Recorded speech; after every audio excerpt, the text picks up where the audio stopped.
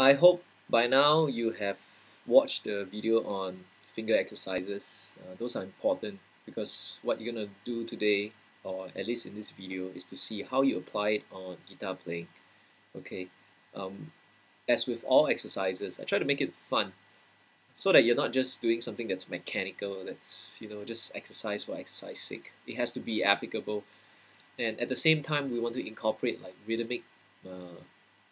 The concept in it, because you don't want to play out of time also, right? The exercises should gear you towards playing in time, okay, with the rhythm, and also at the same time being able to use all the fingers that you have.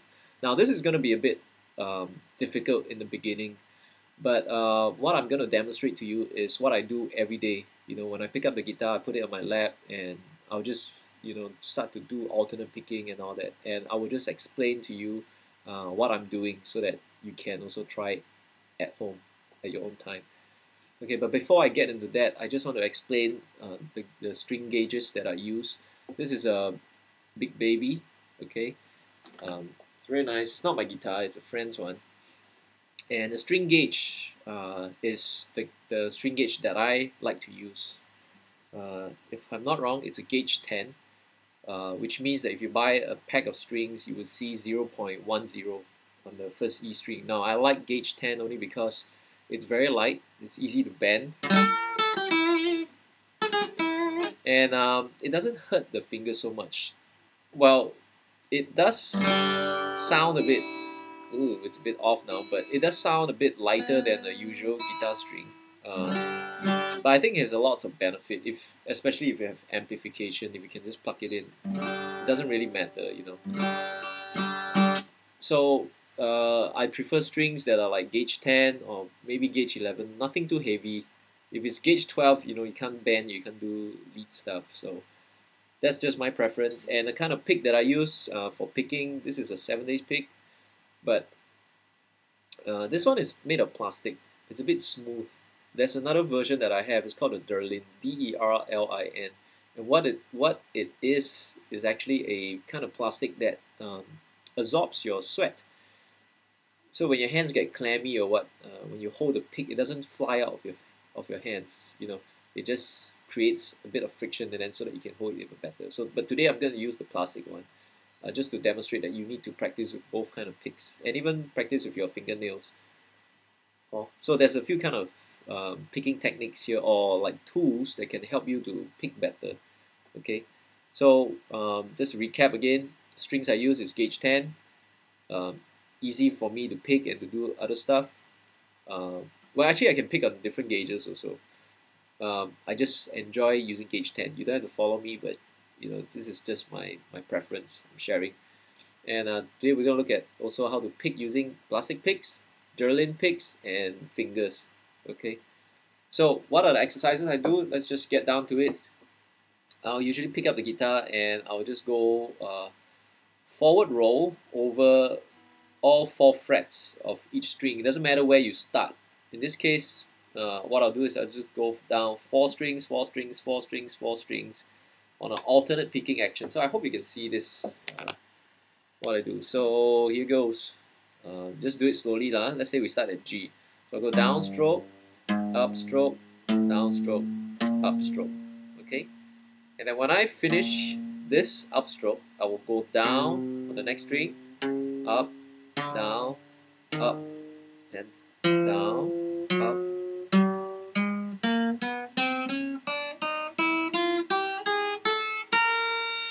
Now you notice something very interesting here is that whenever I go down, up, the next pick action or the pick motion is a downstroke. So you're doing nothing more than just down, up, down, up, down, up, down, up, down, up, down, up, down, up, down. So it's just a down and up motion. So if you practice it slowly, you can actually feel, a lot of the work is actually done by the right hand. Okay, of course, not to mention the left hand, but the left hand is very mechanical in that sense, where you're just going down, down, down, okay, in an ascending motion. Now remember your finger exercises, we were doing this. Now you're putting it into action. So let's try again. Let's just do it together with me in a slowly. Do it together with me slowly. So it's down,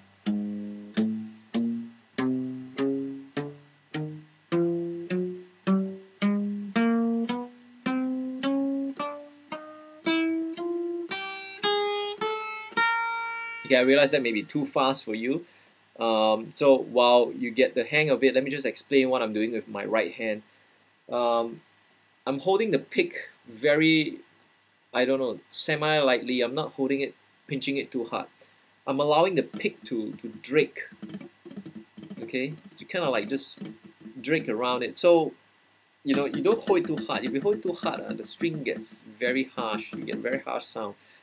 So just have a listen. If I hold the pick very hard as opposed to just holding it lightly. Okay, this is very hard.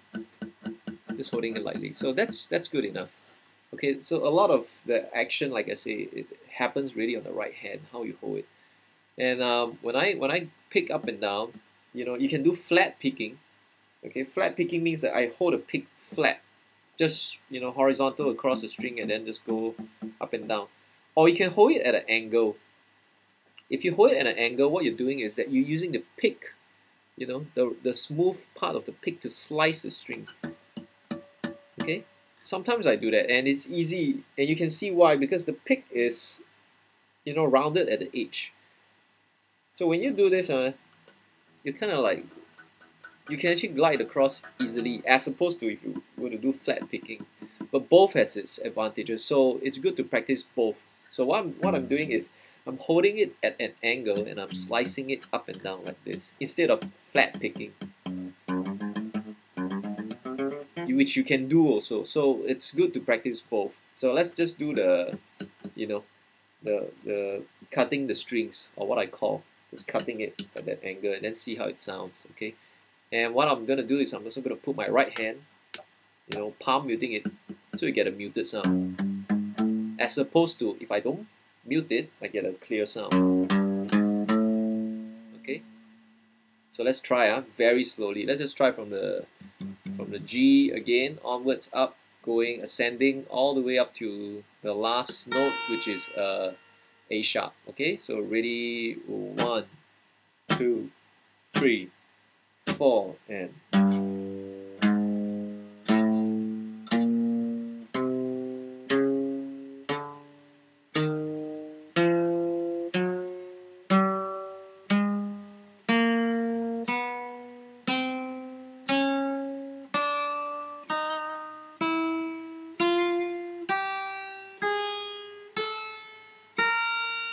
okay. So ascending is just one exercise. Now we are going to go back, and when we say we're going back, we basically call this descending. Descending will be the same. Once you hit the last note that is an upstroke, you descend with the same. You go downstroke, up, down, up in a reverse pattern. So so let's just do it.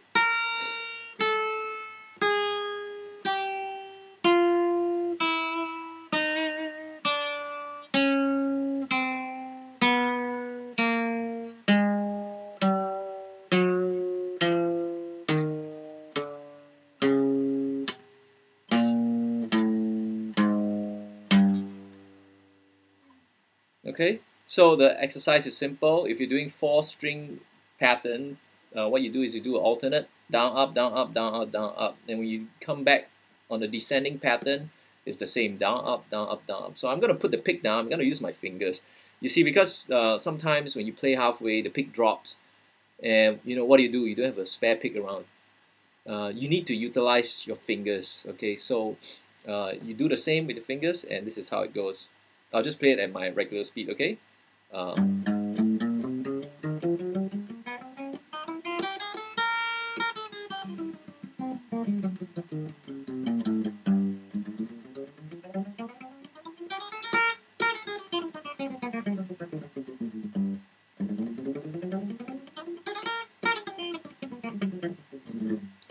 Playing fast is not the key thing. I think being accurate is the key thing. So you notice that the ascending was okay, but the descending was a bit like off. So basically you work out until you get the hang of it. Okay? Now next we'll move on to 3-string picking exercises that will help you. So the 4 strings are basically just general exercises. Now you can play chromatic. Maybe I'll just add one more exercise for the 4-string.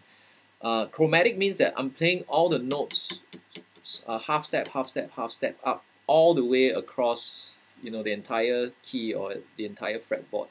So how do you do that?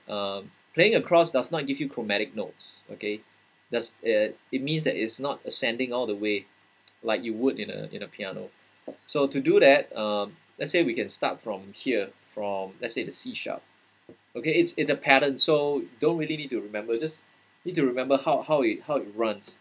I'll just play it so you can hear how it sounds. Let's say if I start at C sharp, it will start here. Okay, and then it will go up half a step on the next string, go up half a step again, go up half a step. Okay, just move across, and then go up half a step. Okay, and you end with the C sharp note. So let's just repeat again. 4th string, go up half a step on the next string. I mean, okay. Okay, so let me just do it, and then so that you can hear how it sounds together. 1, 2, 3, go.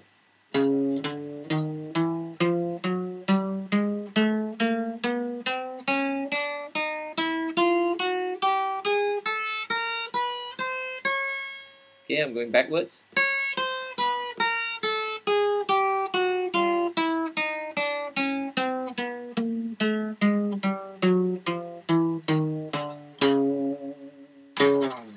Okay, so that is just plain chromatic, and a chromaticism is very useful, very much used in jazz, but you can use it anywhere. For example, like let's say a song. All right, I'm just going chromatic, chromatically up.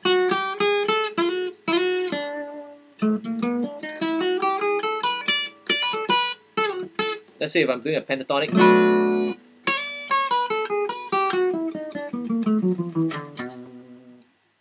If I hit the flatted 5th, I'm playing a blues already.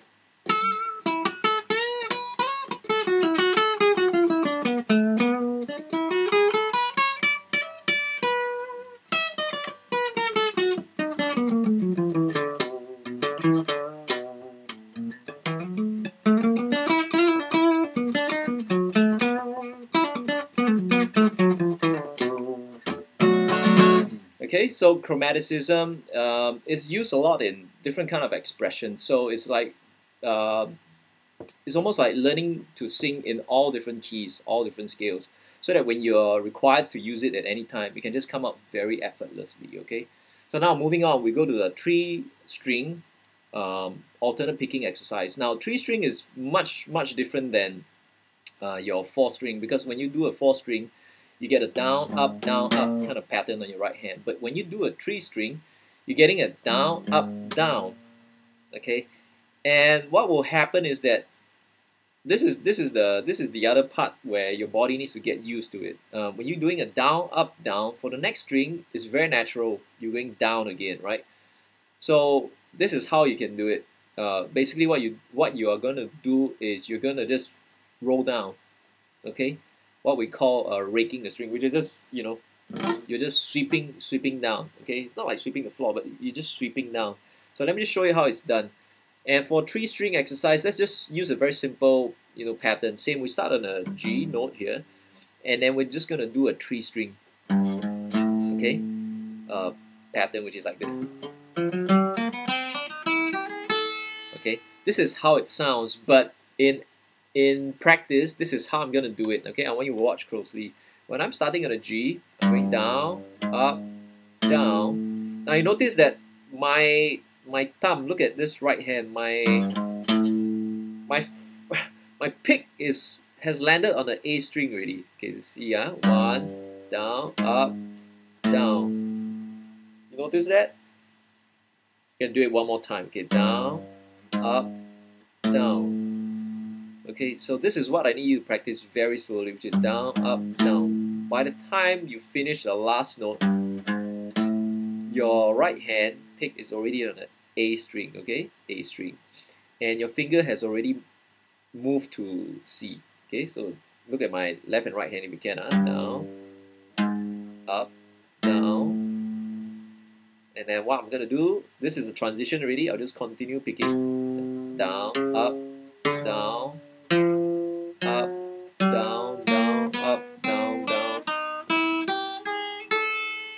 Okay, you see that?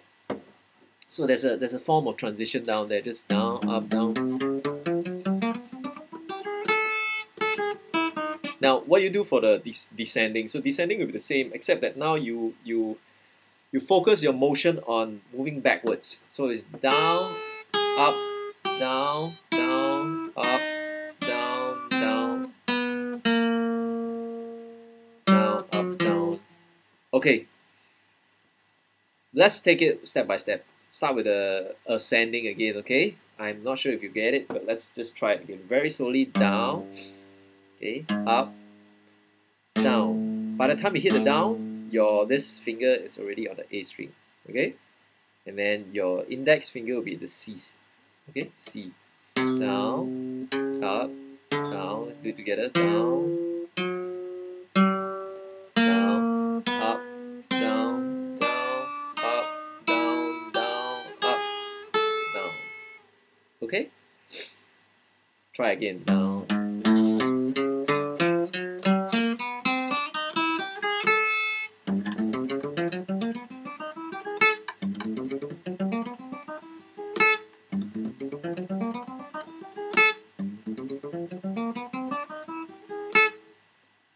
You can also do it legato, which is just hammer on. In this case, my picking is the same. I just hit it once. See? I hit it one time, and my right hand is already on the A string when you strum down. Okay, so what's happening if I don't play the notes? It's just this on my right hand. Okay.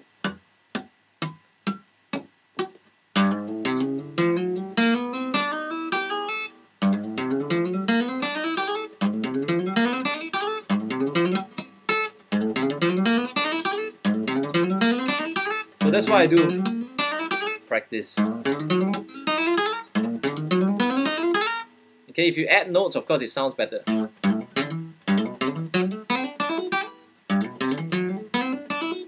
This is a G major scale.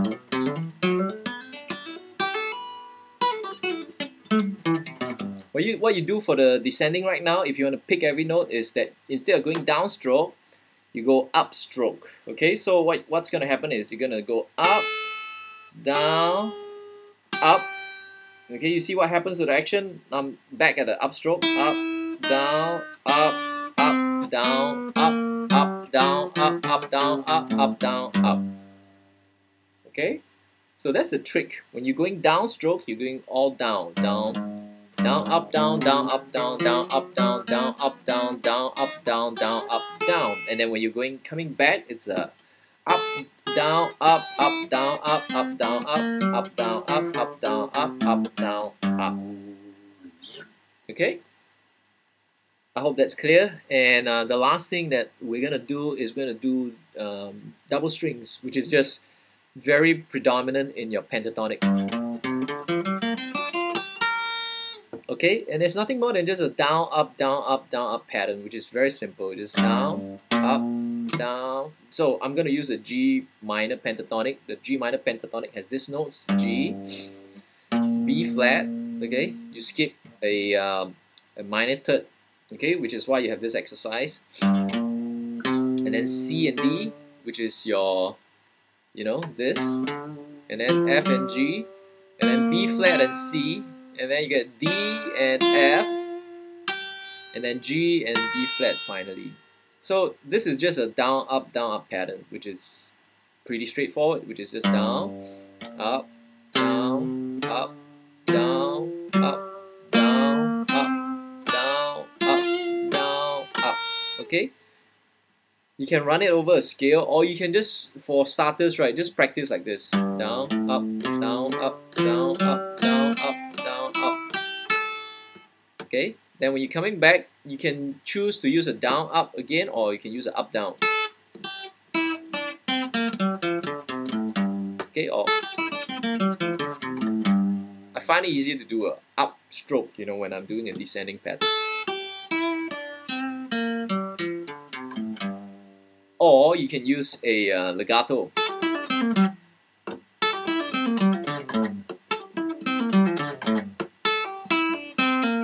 In this case, I'm just gonna use a down stroke, and I'm gonna pull off. Okay,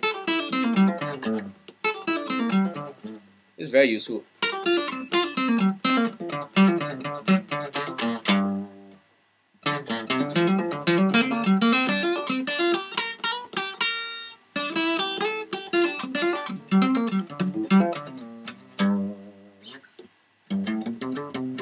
And then you can pick all the notes also. So this is kind of like the four, or rather the three exercises I wanted to show you.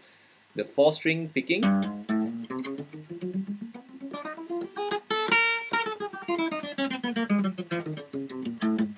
the 3-note,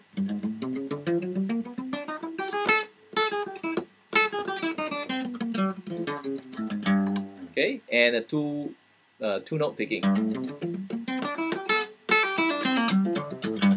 And there's no strict rule like whether should you pick all the notes or can you use legato or whatever, or whether you want to use the fingers or want to use the pick. Now even when I use the fingers, sometimes I do like a bass run.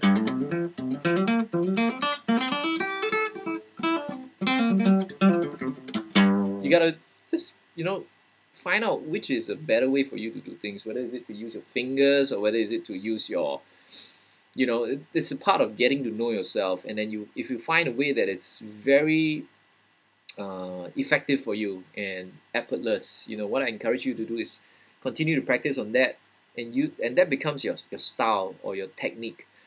And those things that you're not good at, work on it, because you never know where you have to employ it next time, in a different part of the guitar. Okay, so I hope that helps. Have fun.